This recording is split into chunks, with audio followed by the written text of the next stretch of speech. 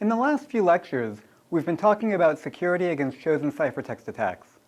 And in our definition of security against chosen ciphertext attacks, we allow the attacker to obtain the decryption of any ciphertext of its choice, of course, besides the challenge ciphertext. And while this makes sense from a definitional point of view, because we want to capture any possible sort of chosen ciphertext attack, it's still an unrealistic sort of a model, because in practice, the attacker will not be given the full decryption of arbitrary ciphertexts. So what I want to show here is a real-world scenario where only one bit about decrypted ciphertext is leaked to the attacker, but nevertheless, this information can be exploited by an attacker to learn the entire plaintext. And the point of this is to demonstrate the importance of protecting yourself against chosen ciphertext attacks, because a scheme that was secure against chosen ciphertext attacks would in particular be secure against the attack we're going to show here. Now, to describe the attack, I just need to remind you about CBC mode encryption. So remember that in CBC mode encryption, we have a message consisting of, say, T blocks of plaintext. And what we do to encrypt that is we choose a random initialization vector, IV, output the IV as the first block of the ciphertext, and then chain preceding blocks of ciphertext, XORing them with the next block of the plaintext, and then feeding that into our block cipher to produce the next block of ciphertext output. Now, in our description of CBC mode encryption, we've been assuming until now that the plaintext is an integral multiple of the block length of the block cipher. But in practice, that may not be the case, and what we'd like to do is allow for more flexibility and allow the sender to encrypt messages whose length is not an integral multiple of the block length of the underlying cipher. So in general, what we can do to achieve this is to take the message that the sender wants to send, encode it in some way, some non-cryptographic way, that will allow efficient reconstruction of the original message, and then encrypt the encoded data using CBC mode encryption to yield the ciphertext. Now, in the description I'm going to present here, we're going to assume for simplicity that the message is an integral number of bytes, but it will not necessarily be an integral multiple of the block length of the cipher. And the one particular encoding scheme we're going to look at is called PKCS number 5 encoding. And what you do in PKCS number 5 encoding is the following. So let's let L denote the block length in bytes of our block cipher. So if we look at the message we've been given, we can determine from the length of the message how many bytes of padding we need to append to the message in order to get something which is an integral multiple of the block length.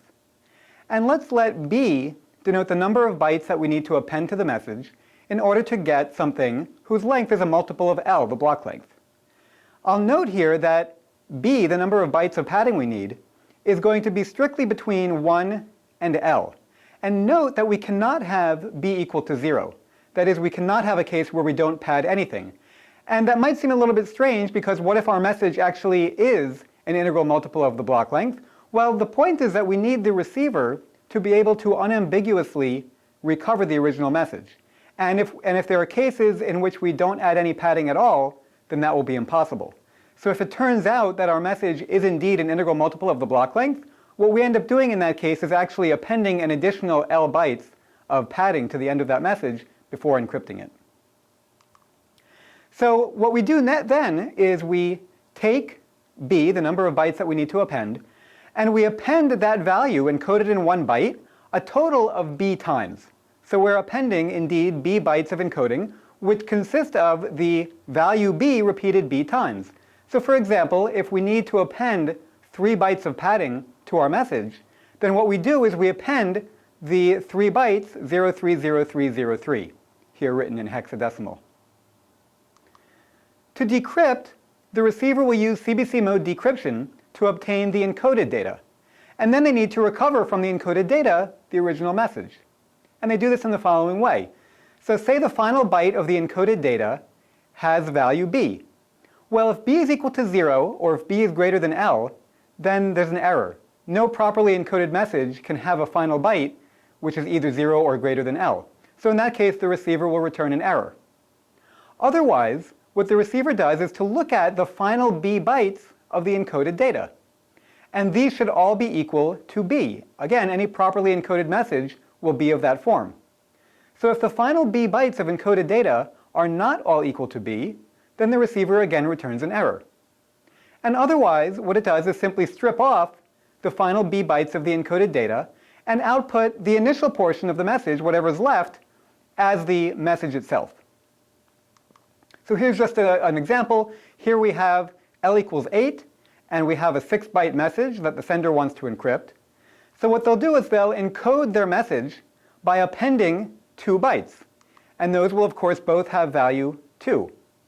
It will then encrypt that, send it to the receiver, and the receiver will decrypt to obtain the same encoded message.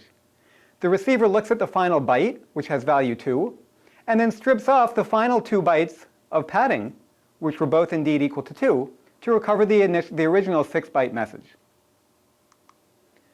Now, the attacker can potentially exploit the behavior of the receiver to learn information about a ciphertext. And this will be done in a sort of a chosen ciphertext attack, but of a limited form. So here we assume that the attacker has intercepted some ciphertext C, which was generated by some honest sender in the appropriate way, i.e. by padding it appropriately and then encrypting it. And what the attacker can then do is to construct modified ciphertext, say C prime, send that to the receiver as if it were coming from the honest sender. The receiver will decrypt that to obtain some encoded data, and then try to recover a message from that encoded data.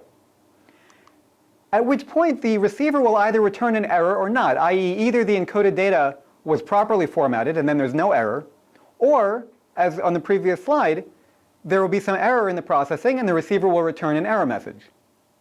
We'll call this a padding oracle.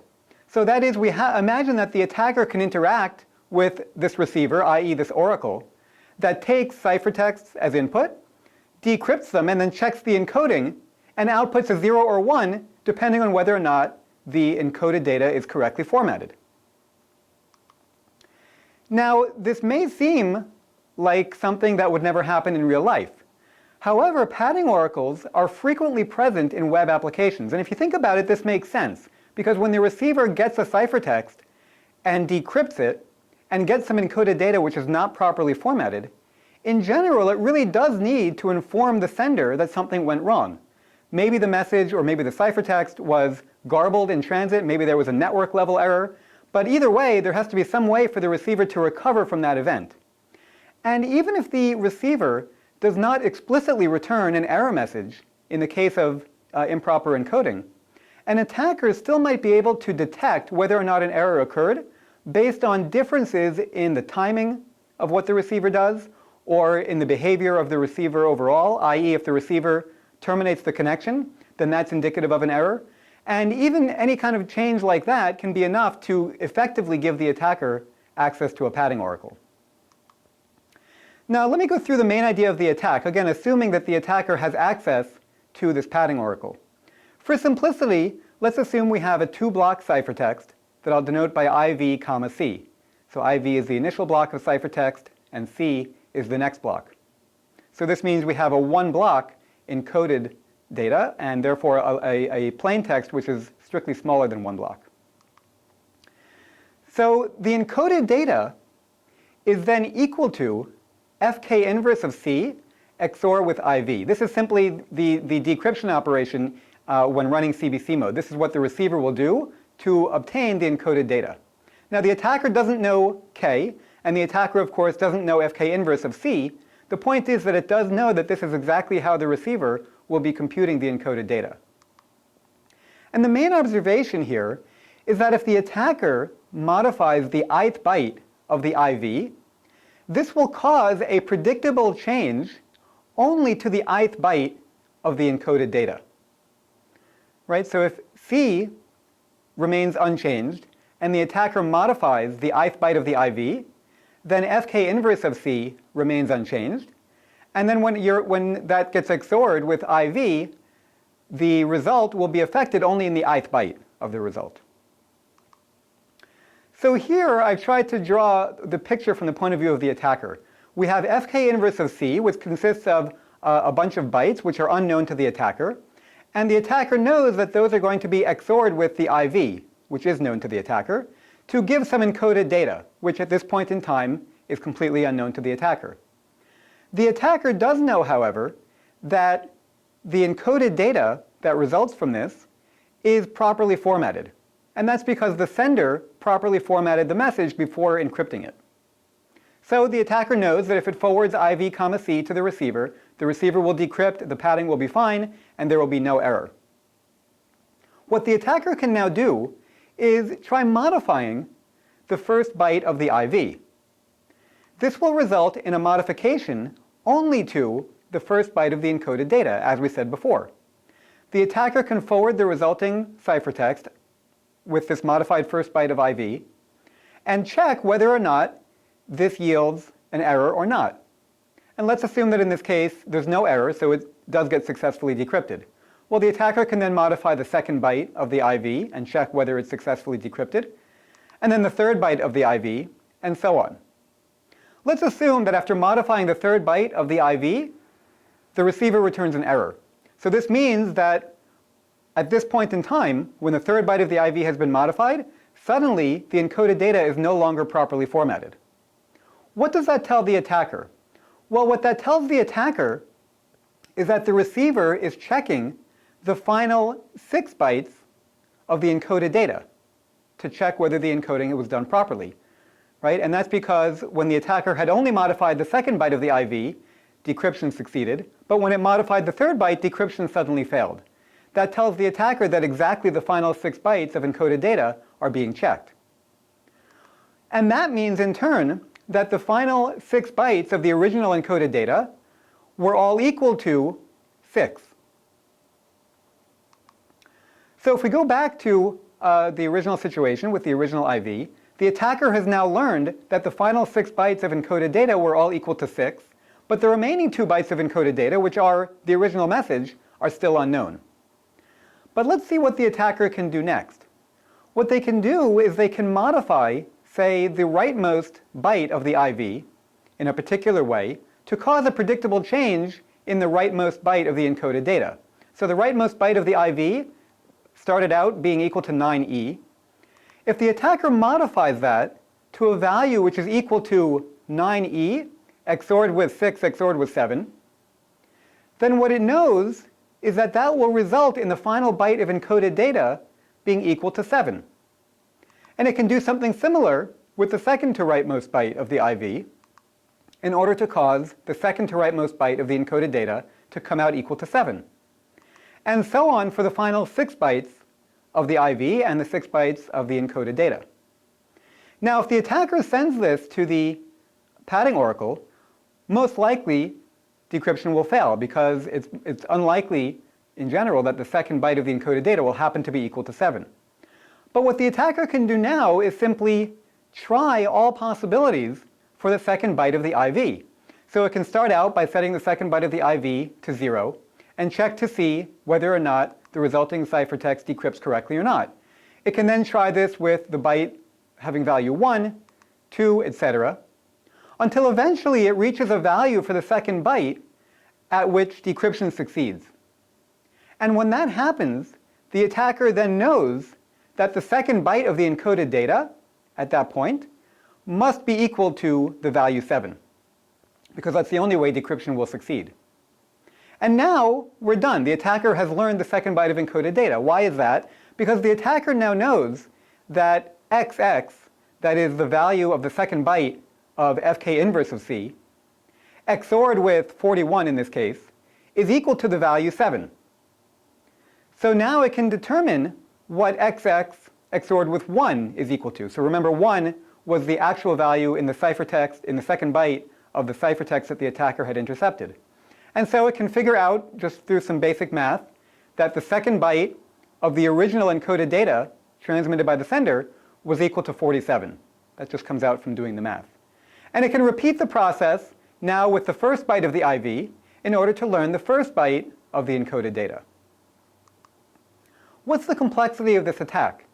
Well, it takes at most L tries for the attacker to learn the number of padding bytes. This is because it's just going through the bytes of the IV one by one for at most L bytes until decryption fails, at which point the attacker learns exactly how much padding there is and what those padding bytes are. And then, for each byte of the original plaintext message, it takes at most 256 tries to cycle through all possible bytes of that position of the IV. And at that point, the attacker was guaranteed to learn the value of the original plaintext at that byte. So it takes 256 tries per byte, so 256 times the number of bytes in the original message, and the attacker learns the entire original message. Now that might sound like a lot, but in fact, if the receiver were not doing any sort of throttling to prevent decrypting ciphertexts and continuing to get errors like that, then it wouldn't actually take very long in terms of time for the attacker to run 256 tries with the receiver.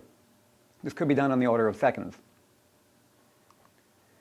So what I've tried to show in this lecture is an example where chosen ciphertext attacks are a significant real-world threat on a deployed use of cryptography.